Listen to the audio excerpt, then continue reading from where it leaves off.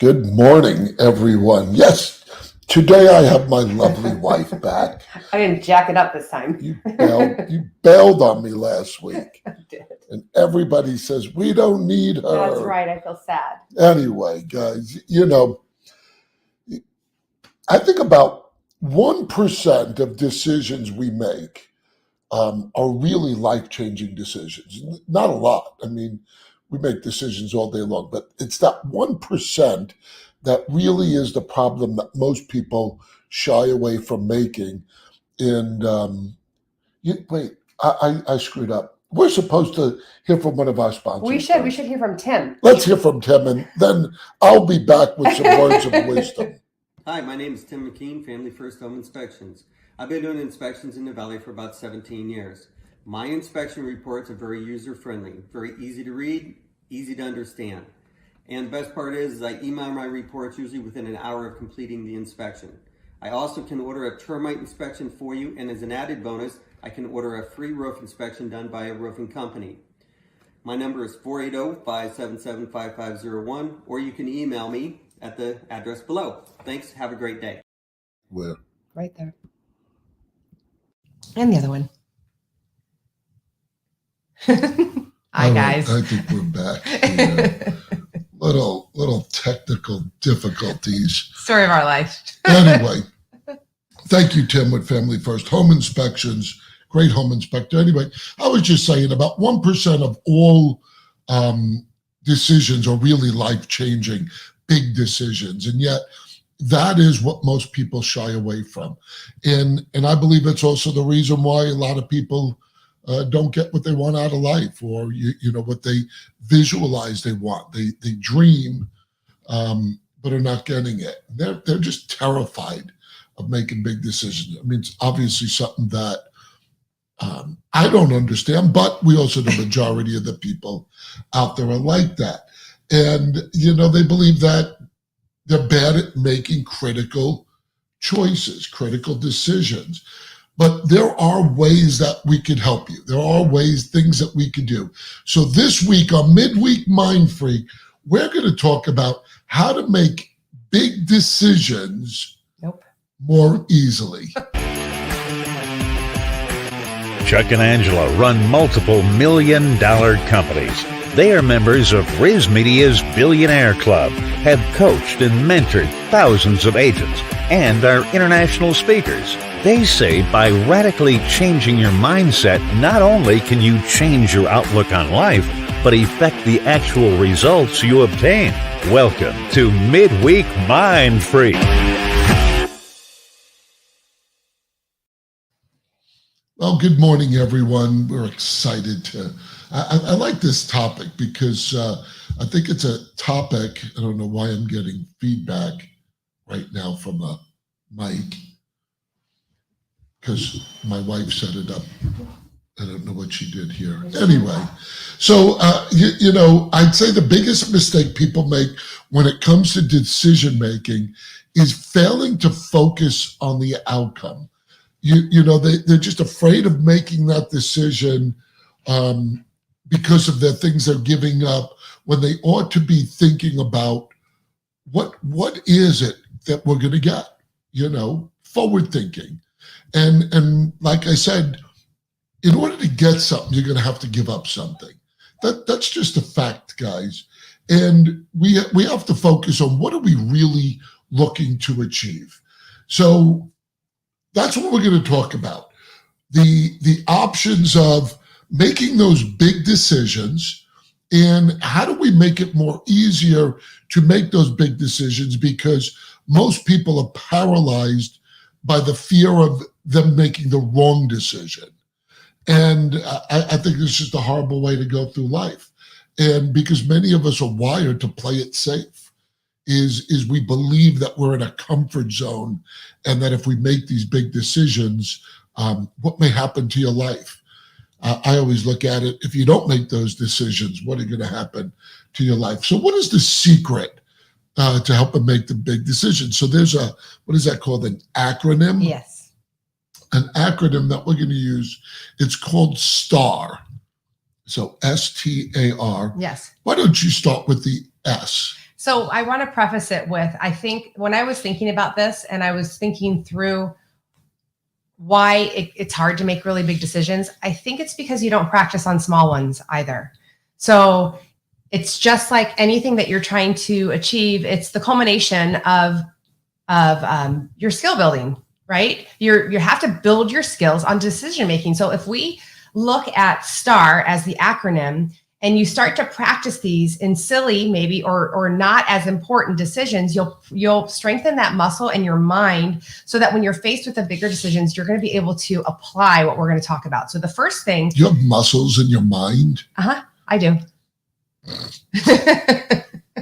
I call bullshit on that. Okay, fine. But so the first one is S, and S stands for situational awareness. It's not as complicated as it sounds. Like, what's actually happening, right? So when a decision is placed before us, a lot of times, we're going to react on emotion. We're going to react on our mood at the moment.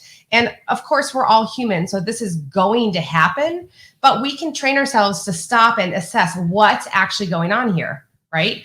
So let's say I'll use a small example because that's how I think you're going to build. So you can use this in big examples. Let's say a really good friend of yours snaps at you, just like out of the blue snaps at you. And especially if it's unexpected, it catches you off guard, which sometimes big decisions catch you off guard, right? So you have to say, if you don't stop and say what's actually happening, you could actually misinterpret everything and cause more problems than if you just stopped and actually. So let's say what's happening, what's actually happening. So why is it happening is how you figure this out. So Chuck shared with me, I think it was yesterday or the day before, I'm not really sure, how he's really, really practicing active listening, like literally slowing down, listening to what someone's saying and seeking to understand. So for high D personalities like us, it's so hard because our brains have already moved on to the next subject or whatever we think we're going to say. What do we say? What's that based off of? I had that post that most people in conversations aren't listening to understand; they're listening to respond. To respond, exactly. So, it's a mistake. So, and you can almost see it. I could read you, like sometimes when I'm talking to you, I could see you thinking of a response. Yeah, I've already checked out, and I'm thinking of what I'm going to say. Right. And then you hear the whole sentence. But you know what? Most of us are like that. We all do that. It's true. And so when he was talking to me about it, he was like, I'm going to practice this. I'm going to practice active listening because it helps you to not only actually figure out what's happening, but maybe even why. So back to my friend snapping, right? I don't really have a friend that snapped at me. I was going to say, who snapped? It's a pretend scenario. Is it a proverbial friend? Proverbial? Hypothetical? Oh, I don't know. Proverbial. I don't think that's not. I was trying some big I know. words out. It was a good try. It sounded good. Gallant effort. So in my simple example, if you're saying, okay, why is this happening? You could go through some possibilities. Maybe, have I been a jerk and I deserve it somehow, right? Or is it something stressful, affecting my friend's mood? Is it as simple as hungry or tired, or is it a case to back off? I mean, just kind of trying to think through things and try to figure out why might something be happening can affect the last thing was what's going to happen next. Like, what action are you going to take or what are you going to say? So if you think about what's going to happen next, it's not easy for some people. Like for Chuck, he's a master at what I'm going to call such a nerdy phrase, calculating the permutations of a situation. Yeah, I think that every day. Calculating the permutations of a situation. He literally, that's nerd talk for talking through all the possible outcomes of a situation. Oh. Like you're the master at that. He can look at a situation and map, if this happens, that, that. I'm not so good at that. So that takes practice for me to stop and say, what can possibly happen next? So thinking through what can happen next can shape the way you respond. I mean, I know that sounds so simple, but in practical application, it's not that easy for situational awareness. What's happening, why it's happening, and what can happen next. The next is the T in STAR. T is for time. And this is really significant, guys. If you don't have a time frame on your decision making and it's open-ended, you're going to basically think you have forever to make that change. But what does that mean? What does it actually mean? Time frame as opposed to open-ended. Here's what open-ended is. If you're looking to make a decision, you go, should I look for a new job? Maybe change brokerages, you know us in the real estate career. Do I move? Should I start exercising? Should I stop smoking? These are big decisions, but those are open-ended. They're like, I got time to make that decision. And what happens is if you give yourself time, if you allot yourself time, you're typically not going to do it. And it's because, like I said earlier, we gravitate towards the status quo, feeling comfortable. Once again, thinking you got forever. But you know that cliche, life is short? It's true. Nope, I'm going to go one better. It's not life is short. Life is finite, guys. And that means you only have a limited amount of time. Although we don't know how much time, and although we can gravitate towards life is short, here's what I'm going to challenge you guys on. If you're at a place in your life that you're not happy with, and when I say happy, look, we can all find ways of being somewhat happy or content. But if you feel like you're not getting what you want out of life, it's because you're not committing to big decisions. You're not committing to these decisions because you feel like you've got time to make that decision. And I'm going to say that typically when that happens, you're going to hang on to what you have rather than getting out of your comfort zone and moving forward. So that T in STAR stands for time. Guys, make a decision, put a time frame on it, and just do it. It's just jump. Just do it. Do it. Yeah. So in STAR, the next letter is A. We're so smart, right? So A happens to be for adaptation. This is like, I think, where most people get hung up, just in my opinion.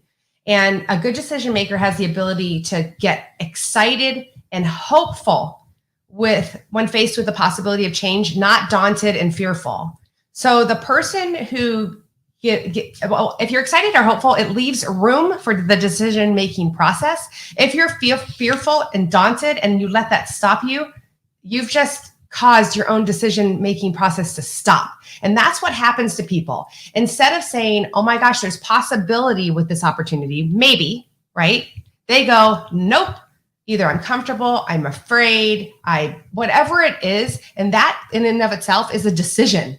And that doesn't even leave room for analysis, doesn't leave room for possibilities, doesn't leave room for pros and cons. It leaves room for nothing. And so the great decision maker can approach an opportunity with hopefulness, but that's not all, because not every opportunity is a good one, right? So you also have to have the opportunity to be optimistic and open. But then there's this analytic part. Then you can start saying that there's where the decision-making process starts. You're open-minded enough to listen and think through it. And then you can think through it, right? There might not be a good opportunity. I'll tell you what else gets in the way of good decision-making: people-pleasing. That gets in the way of good decision-making.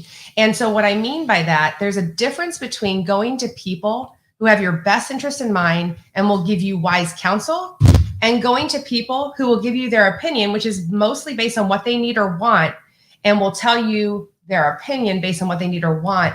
And then if you try to bend to those people, you're people pleasing, and you can't even think through a situation well. So there's so many parts of the critical thinking aspect, but that part, if you can get that far, at least you're making decisions instead of being stopped. So adaptation means have the openness to consider, and then move into the decision-making process of pros and cons or whatever. Yeah, and then lastly, the R in STAR is for revisions. Guys, I think too many of you guys, when it comes to making decisions, you think there's this finality to making this one decision and not understanding that, you need to pivot. And that's one thing I always talk about. I love getting out of my comfort zone.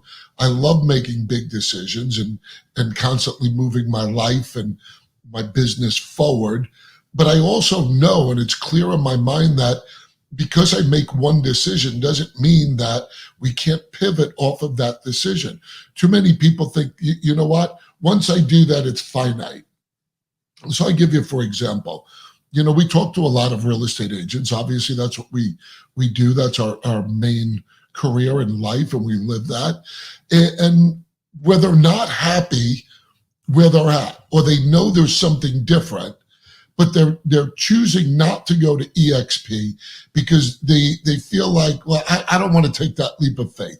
I see that there's a possibility, but I'm comfortable where I'm at. I don't like change, is what you hear a lot of people say. And they get into this fear that cripples them from moving. They feel like if they make a move, it's a finite thing.